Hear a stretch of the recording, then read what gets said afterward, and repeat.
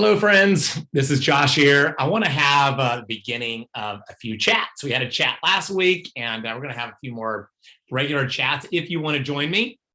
So today, I'd like to talk about an issue that has a lot of us have been talking about and following, and that is the abortion case that's before the Supreme Court, the Dobbs versus Jackson's Women's Health Organization. So before we jump into that, I want to first just kind of share with you from my heart why this issue is so important to me. So right off the bat, let me tell you, I am pro-life. And let me tell you when I came to be pro-life, when I first realized and understood the issue. And it goes back to a conversation with my mother. In fact, wouldn't that be great if all conversations about this went back to our mothers?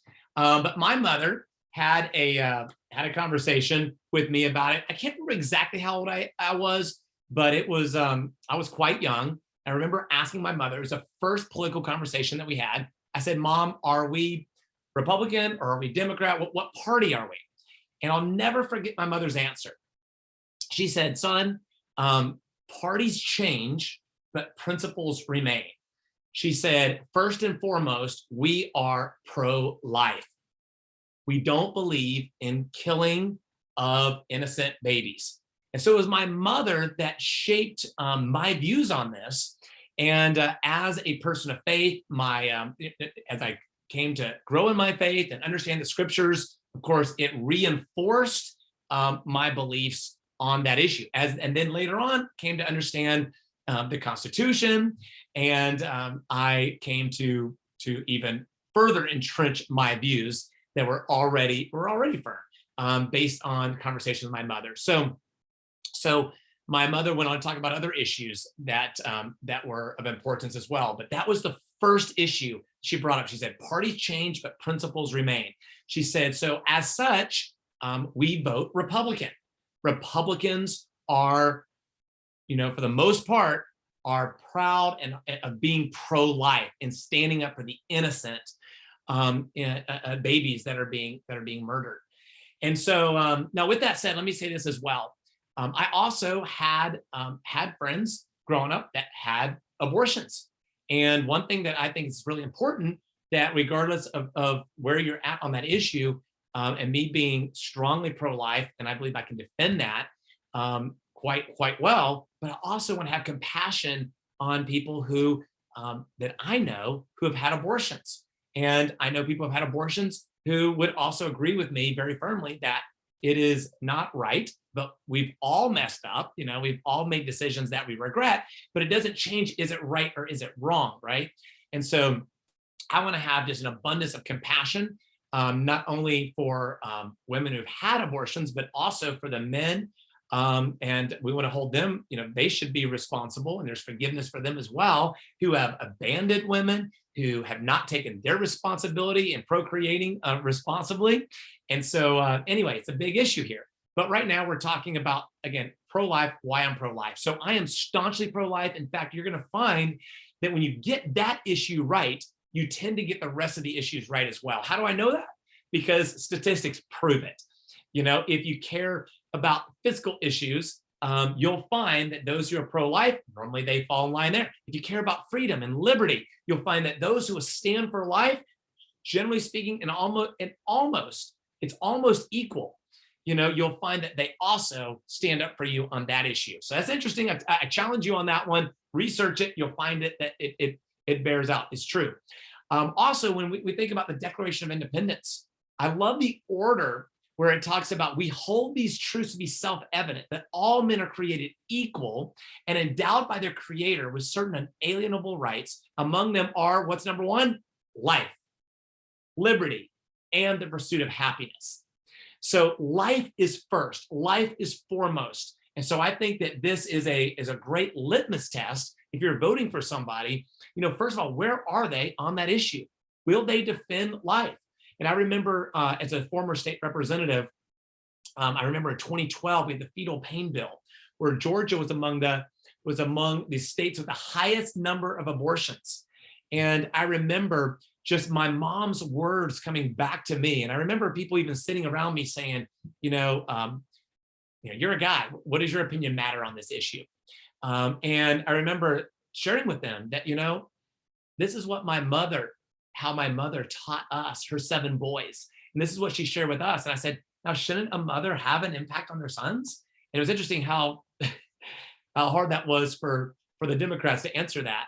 And they said, well, in the end, they're like, yeah, she should. A woman should have that influence over her son. So I'm proud of a mother who taught me and trained me well on this issue. And so I'm proud, looking forward to the U.S. Senate making my mother proud and standing firm on principles that are just universally true.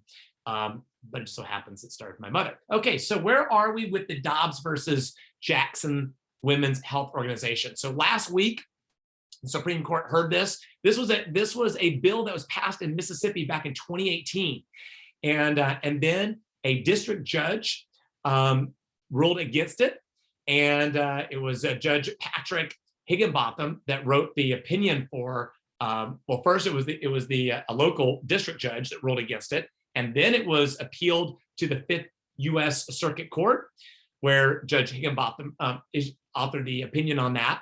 And then it was appealed to the Supreme Court. And so they took that case up last week. And so I want to encourage you, if you are pro-life, if you have a heart for the innocent, for those without a voice, if you do, then let's be praying that case will go the right way. They made a decision last week. The case has been assigned, but we don't know the majority decision yet. We don't know. And in fact, they can actually revisit it at any point. So we expect that would become public. We learn how the case was decided next summer. So in the meantime, they'll be writing the opinion for the decision. So let's hold out on that. Let's have faith. There was dispute. If you listen to it, if you read about the hearing, there's a dispute about whether or not the unborn baby is in fact a baby. Is it a living human being? But I don't believe that I don't believe there is a debate over, is the baby viable outside the womb? It's a question about whether the baby's life matters. Does a baby's life matter? And it's interesting that you can get charged with killing a mother who's pregnant and you're responsible for 2 lives. And yet viability is not even considered. And so, it's interesting, some of the inconsistencies that exist out there right now. And so my prayer is that Roe versus Wade is overdone, and excited for that decision next summer. Some people are saying, well, what about stare decisis, which is the idea, the legal principle of relying on precedents in deciding subsequent similar cases. So should we overrule a precedent, or should we maintain it simply because it's been in practice all these years, like 50 plus years now? And the reality is, I think the answer to that is very simple and logical. It's very logical. If you get something wrong, you should make it right. I mean, think about the Plessy versus Ferguson case. Think about that was back in 1896. And thank God the Supreme Court overruled that.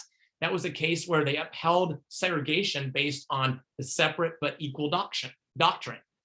And thank God that was overruled. So just because, we know that, and it should be true. It's just logical. If I make a mistake as a parent, I don't say, well, I made a mistake, so we're going to keep on doing it. No, you go back and you fix it. And that's humility. That's acknowledging we made a mistake. And in this case, we're talking about, 63 million lives that have been killed. And so we've got to get this right. Somebody shared with me today that it's interesting. People will say things like, well, if you overrule Roe versus Wade, then you're going to have abortions anyway.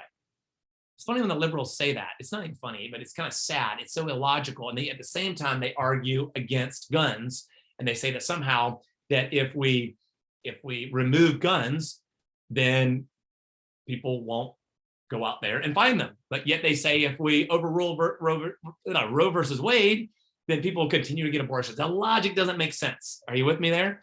So anyway, let's hope that now, after 50 years of Roe versus Wade, we're actually coming up on 50 years here shortly. Let's hope that we can get this one right. So that's where I stand. I think the scripture is also very clear. I'm so proud of my friend in the Georgia House, the single Democrat who stood strong last year in the pro-life bill. And he was kicked out of his caucus for a while based on the stand that he took. And that's the kind of principle that we need. Like my mother said, regardless of party, we need to stand on principles, conservative principles, and that is protecting the unborn child.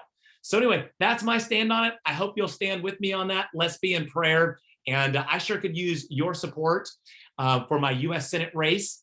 Like I said, when you get that issue right, you can be confident in the rest of the issues that, generally speaking, without much exception, that somebody is going to be conservative if they're conservative in that case. And they're going to look out for you. You're going to look out for your freedoms and your property rights. And I need to ask you, will you please go to votejosh.com and please make a contribution, and please help ask your friends to contribute. You know, I realized here recently that I can't do this alone. You know, I am making lots of phone calls. I'm doing what I don't enjoy, because you got to do it if you're going to go serve your country. Chelsea and I are putting everything on the line. We've quit our job. We are walking by faith. We told our children, hey, you know, we had a family meeting about this, and we said, you know, it's going to require sacrifices, just like my brother re-enlisted in the Army. And in fact, he was a state legislator. He won't be running for re-election. He was unopposed. But he decided to re-enlist. And we believe that service should be for a season, not a lifetime. That's been my example. I served in the past, and then I left, went back to private life. And now I feel called, a sense of duty to step up again, but I can't do it alone. And so every time, you know, you're going to hear me regularly asking you to, please, will you sacrifice with us? I'm not asking you to do anything we're not doing. Everything is on the line. We're willing to give up our home, whatever it means, to run this race and win, because we believe that we need somebody who can win in November. And if you look at my race, I'm the only one who has legislative experience. I'm the only one who is experienced and ready to deliver results on day one. We should not roll a dice and just elect somebody just because they may be our hero, just because they've served. Doesn't mean that they're going to hold up under the pressure and vote conservatively at perhaps the most crucial time in our country's history right now. We need to take back the Senate, and with the conservative, I offer you myself stepping up to serve our country. I promise you, we can win together in November. And I'll say it again, I'll deliver results on day one.